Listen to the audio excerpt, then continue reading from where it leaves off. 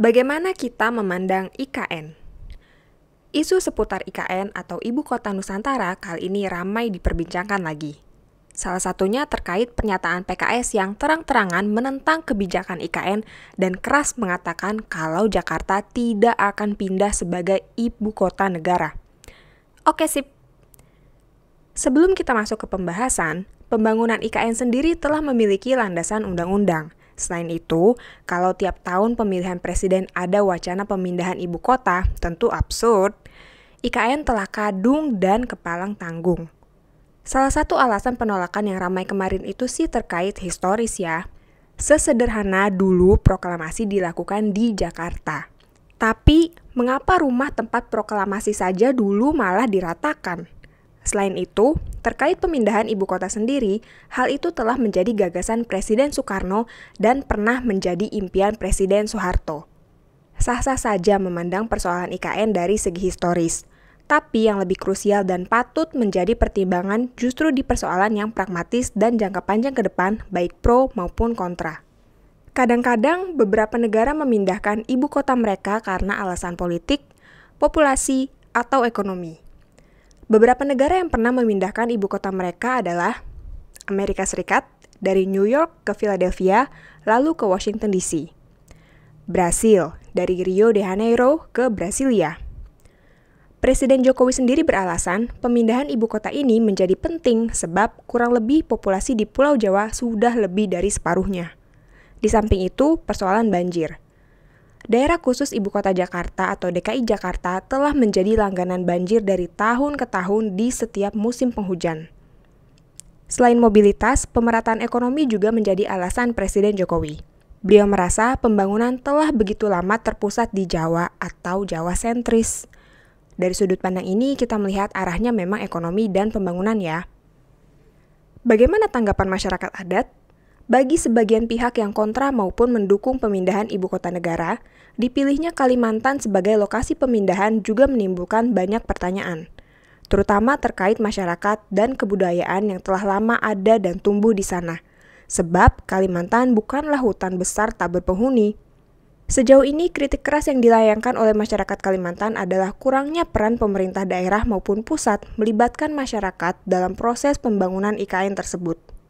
Di samping itu, kalaupun ada dialog, masyarakat menilai kurang memiliki pegangan kuat atas hak hidupnya di tanah yang mereka tinggali sekian generasi. Mereka khawatir akan menjadi penonton di tempat lahir mereka sendiri. Hal ini mesti jadi perhatian bagi pemerintah ya, baik di pusat maupun daerah. Jangan terburu-buru dan gerasak-gerusuk, apalagi sampai menimbulkan kasak-kusuk. Dampak bagi masyarakat sekitar. Salah satu dampak utama yang dikhawatirkan masyarakat sekitar adalah persoalan menyambung hidup. Job creation atau terciptanya lapangan kerja mesti diutamakan bagi masyarakat sekitar IKN. Namun, banyak juga masyarakat adat yang masih berpendirian kalau hidup dari alam jauh lebih menguntungkan ketimbang menjadi pegawai. Selain itu, banjir di sekitar lingkungan IKN juga menjadi momok bagi masyarakat. Bogor sering menjadi kambing hitam sebagai banjir kiriman Bogor. Jangan sampai kelak muncul istilah banjir kiriman IKN. Kelak, persoalan-persoalan ini pula yang akan menjadi sorotan masyarakat dan media. Lantas, dengan terbentang jarak sekian ribuan kilometer nanti, bisakah sorotan publik dan media sebagai kontrol kekuasaan berjalan mulus dan terus berimbang? Terkait investor. Otorita Ibu Kota Negara atau IKN Nusantara telah menerima 305 surat pernyataan minat atau Letter of Intent atau LOI. Adapun 133 diantaranya merupakan investor asing. Di luar Asia, beberapa negara yang juga telah minat untuk berinvestasi di IKN, diantaranya Amerika Serikat, negara Eropa, dan negara di Timur Tengah. Bahkan, baru-baru ini pemerintah Indonesia telah mengamankan nota kesepahaman atau MOU dengan 4 perusahaan teknologi di Amerika. Melalui lawatan Presiden Joko Widodo, Indonesia membidik investasi di bidang teknologi dan properti bagi IKN. Wah, Silicon Valley nih Pak De.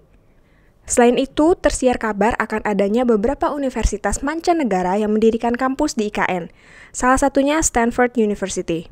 Namun, juru bicara otorita IKN Troy Panto mengatakan bahwa objek yang dibangun Stanford bukanlah kampus, melainkan pusat riset. Selain investor asing, secara resmi 10 perusahaan besar Indonesia mengumumkan investasi di IKN Nusantara.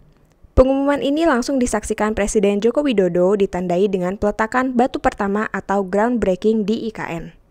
10 investor tersebut dipimpin oleh Agung Sedayu Group, beranggotakan Salim Group, Sinarmas, Pulau Intan, Adaro Group, Barito Pacific, Mulia Group, Astra Group, Kawan Lama Group, dan Alfamart Group. Total investasinya adalah 20 triliun rupiah. Selain itu, beberapa investor lain turut terlibat di dalam proses pembangunan sektor perhotelan, shopping mall, rumah sakit, pendidikan, dan perkantoran. Membayangkan masyarakat IKN ke depan. Harmonisasi antara masyarakat asli dan transmigran atau pendatang dari luar pulau juga mesti jadi perhatian khusus. Kalau misalnya dulu sebagian masyarakat di daerah Jawa menjalani transmisi bedol desa dan berlatar belakang petani, lantas bagaimana masyarakat kita pindah ke lingkungan yang syarat dengan alam? Siapkah mereka beradaptasi? Selain itu, persoalan mobilitas, transportasi, dan pemenuhan kebutuhan pokok juga perlu perhatian khusus. Nah, di tengah tahun kampanye ini, masihkah para caleg berkampanye dengan cara yang sama dan cenderung polusi visual? Sayang banget ya, kalau gambaran IKN yang megah, tapi masih ada budaya komunikasi visual yang kolot dan kurang estetik. After all, tentu kita berharap lingkungan Kalimantan tetap dipertahankan keasriannya, dan pembangunan tetap mementingkan hajat masyarakat banyak.